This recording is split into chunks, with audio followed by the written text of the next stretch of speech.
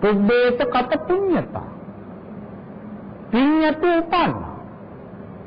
නමුත් ඒ පිනත් එක්කම තමයි කළ පවත් පස්සෙන් එන්නේ. මොන වගේද කියනවා නම් ගිනි අඟුරු තියෙන වලක උඩින් අලු තිබුණොත් ගින්න පේනවද? ගින්න පේන්නේ නැහැ. සුළඟක් එන ඇවිදින් අලු ටික ගහගෙන ගියොත් ගින්න පේනවා. අඟුරු පේනවා.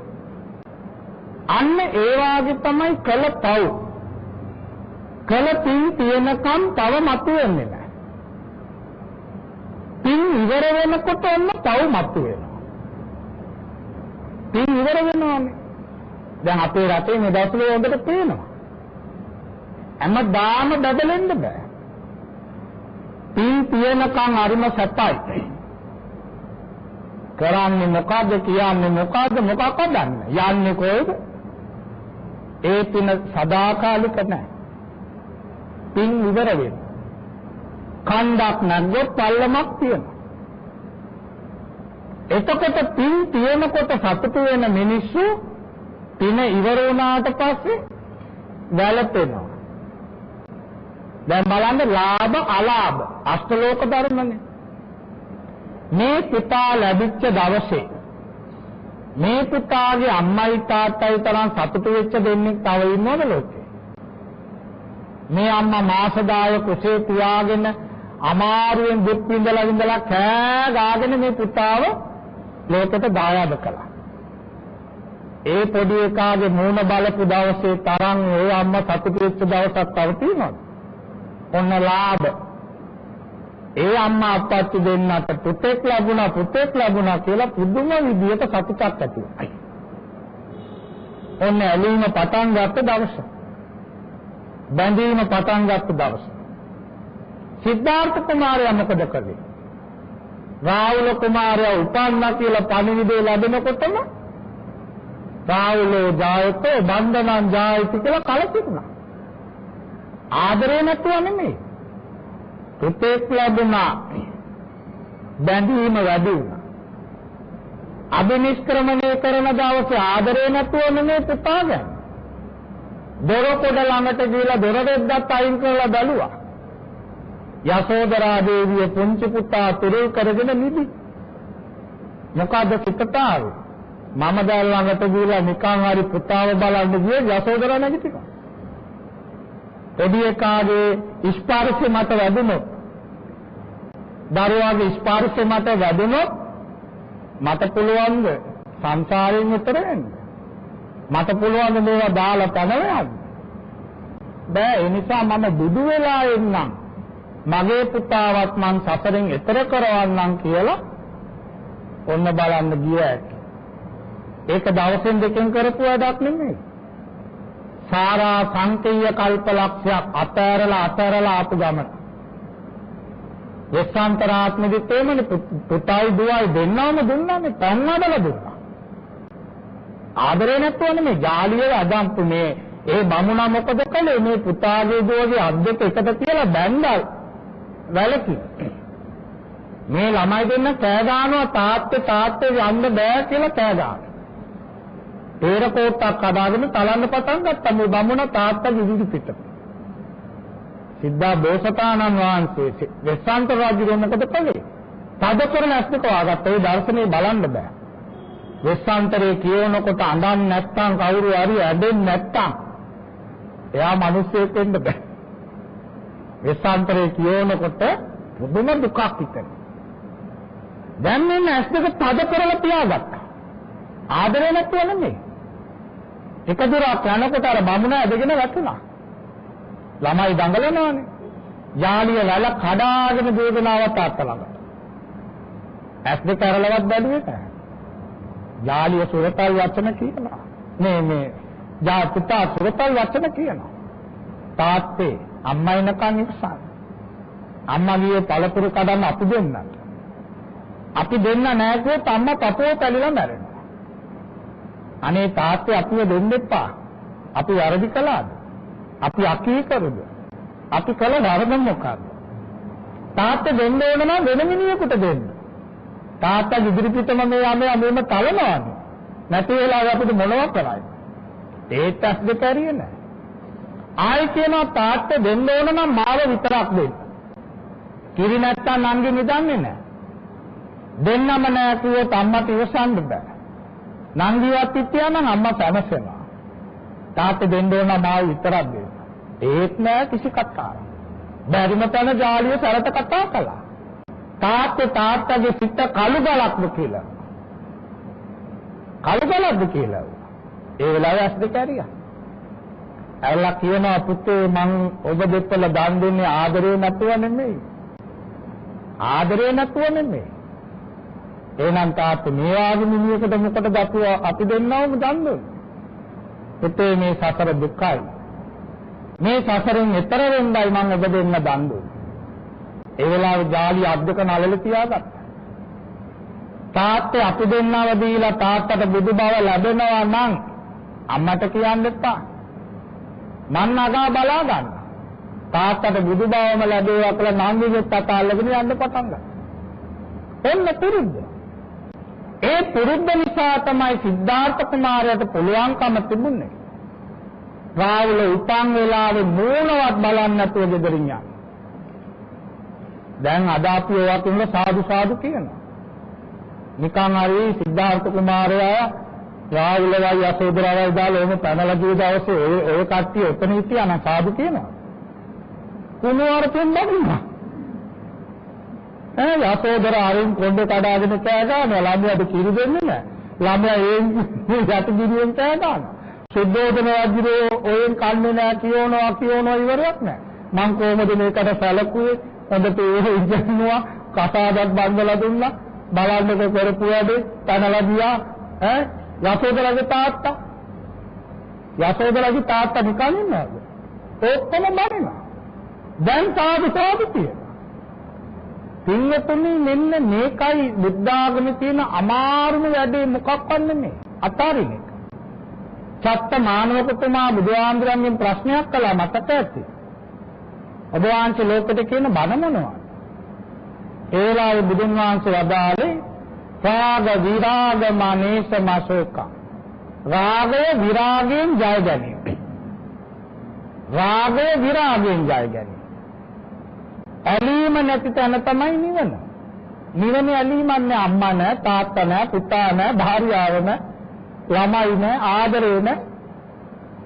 ආදරේ ඇති වෙච්ච තරමට දුක වැඩි, වේදනාව වැඩි. බන කියලා හදන්න බෑ. එදා කිසాగෝතමි මලකඳ පුංචි දරුවා පුරුල් කරගෙන දීනේ. ගියක් ගානේ අබ ඉල්ලගෙන ගියේ. සත්‍ය තේරුම් ගන්නකම් බන කිව්වා කියලා හදන්න බෑ. මේ පවුලේ එකම දරුවා. අම්මයි තාත්තයි බලාපොරොත්තු වෙනවානේ දරුවන්ගෙන්. අපිට බැරි වෙච්ච දාට කන්න දෙයි කියලා. අපිට බැරි වෙච්ච දාට අපේ වැඩ කරයි. අන්තිමට මේ අම්මා තාත්තා බලාපොරොත්තු වෙන දේ තමයි අපි මලාට පස්සේ ළමයිගේ කර උඩින් අපිව ගෙනියයි. අවසන් කටයුතු කරලා අපිට තින් දෙයි කියලා බලාපොරොත්තු වෙයි. මේ අම්මගේ තාත්තගේ සිතේ තිබුණේ ඕකමයි. මේ වාසනා කියන නෝනා මහත්මිය යුග දිවියටපත් උනේ ආස්මාලිකා බඳගෙන. නිකන් නෙමෙයි. අතිනත ගත්තේ සනසිලිගේ මේ ළමයාර පුංචි දරුවා ගැන මොන තරම් තියෙන්නද ප්‍රාර්ථනා. හොඳ ඉස්කෝලේකට දහන්න ඕන, හොඳට උගන්වන්න ඕන. ඒ නිසා පින්වත්නි හොඳට හිතන්න. අනාගතේ දිහා බලන්න එපා. අනාගතේ ගියා. ඒකයි වැඩක් නෑ. අතීතය ගැන හිතන්න එපා. අතීතේ තාම ආවේ නෑ. මේ අතීතය ගැන හිතන්න එපා. අතීතේ ගියා. අනාගතය ගැන හිතන්න එපා. ඒක තාම ආවේ නෑ. ඒක ගැනවත් හිතන්න එපා. පච්චුප්පන්නේන යාතෙන්ති. අද මැරෙයිද කවුද දන්නේ? දැන් බණ කියලා වෙලා මට පන්සලට යන්න ලැබෙයිද? හිතන්න නිකන් කියන්න බෑ. පාරේ මං ඔච්චර අයිනින් ගියත් බෞසර එකක් කියලා මාව යට කරගෙන ගියා. බණ කිව්වා කියලා බේරෙන්න පුළුවන්.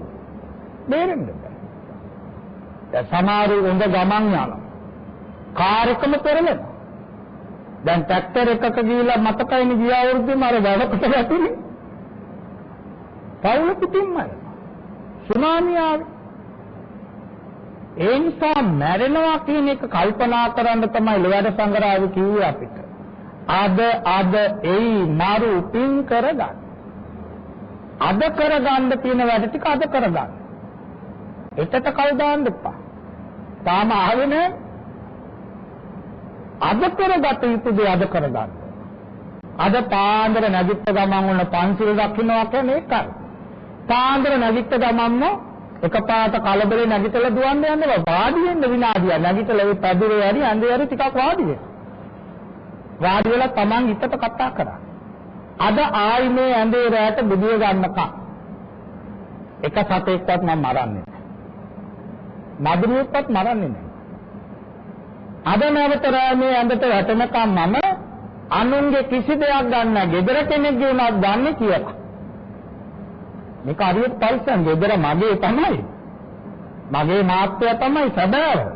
මාත්‍යගේ දෙයක් වුණත්, නෝනගේ දෙයක් වුණත්, අම්මා තාත්තගේ දෙයක් වුණත් කියලා ගත්තොත් දැන් බලන්න මේ ෂේඩ තියෙන මොනවා හරි වටින දෙයක්. අල්ලපු ගෙදර මිනිස්සයා එනවා නිකන් කතා කරා. එයා ඇවිල්ලා යනවා.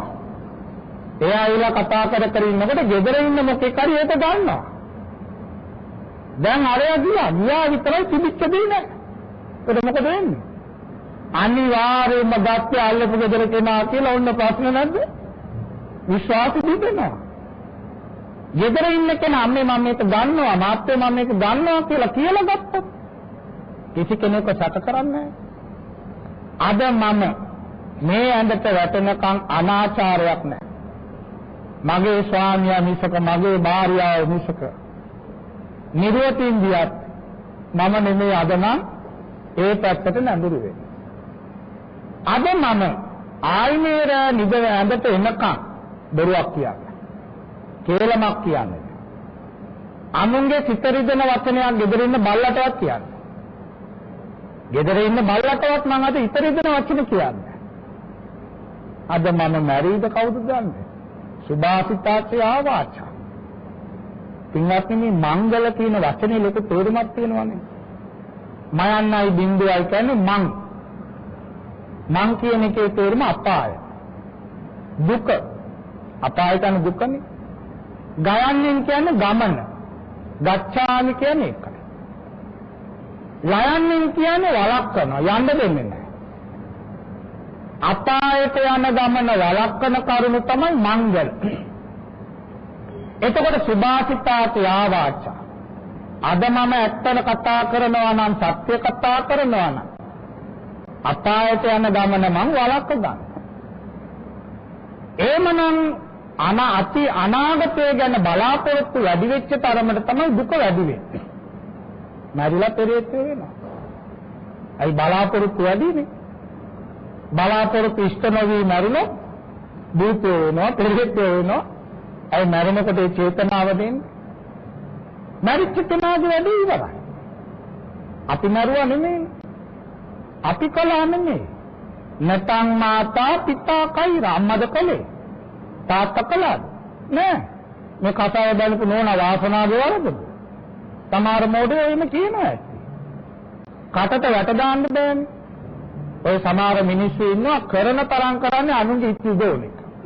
මේ ඉපදිච්ච පුංචි දරුවාගේ වරදද? නෑ. කවුරුත් මේකට වග කියන්නේ නෑ. උපන්නොත් මරනවා. වයසක් නෑ. කර්මේ තියෙනකම් බබලන්නේ. පින තියෙනකම් බබලනවා. පින නැති වෙච්ච ගමන් නැති ප්‍රශ්න ඇති වෙනවා. නැති ප්‍රශ්න ඇති වෙනවා. සමහර ඉල්ලම් කරනවා. පින ඉවර වුණාම ඒක වෙන්නේ. සමහර ලෙඩ දාගන්නවා. ලෙඩ දාගන්න. පින ඉවර වෙනකොට නිකන් හිටියා සමහර ලෙඩ වැටෙනවා. ලෙඩ වැටෙනවා. එහෙමනම් කර්මය බුදුරජාණන් වහන්සේ වදාළේ මම ගෙනාපු දෑවැද්ද නම් කර්මය. එනකොට නූල් පොටක්වත් ගෙනාවේ නැහැ. නමුත් ගෙනාවනේ මරණය. කම්ම යෝනි කිව්වේ ඒකයි මැරෙනවා. එහෙමනම් මල කඳ දිහා බල වැළපෙන එක මෝඩකම. මල කඳ දිහා බල ඒක කල්පනා කර කන්නේ නැතුව බොන්නේ නැතුව මරිච්ච කෙනාගේ ගෙදර ඉන්න අයට බැන ඒවා මෝඩකම්. ඒවා කරන අය අපායට යනවා ඊට පස්සේ. කරන්න තියෙන්නේ මොකද්ද? මියගිය කෙනාගේ ජීවිතේ සතවත් වේවා කියලා පින් දෙන එක. ಜಾති ಜಾති මේ වාගේ මරණයක් සිදු නොවේවා කියලා මල් ටිකක් පූජා කළත් පින් දෙන්න ඕන සංසාරේ මේම විපතක් කැලේ ඉන්න සතුරෙකුටවත් වෙන්න එපා. වනේ ඉන්න සතුරටවත් මේ වාගේ විපත් නොම වේවා. උපදින ආත්මවලදී ආයු වරණ සත බල ප්‍රඥා සම්පන්න ලැබේවා. මෙලව ජයගෙන පරලව ජයගෙන සතර ජයගෙන කෙලෙස් ජයගෙන මාර්යා ජයගෙන පතන බෝධියකින් උතුම් නිවන් සෝයම ලැබේවා කියලායි ප්‍රාර්ථනා කරන්න ඕනේ.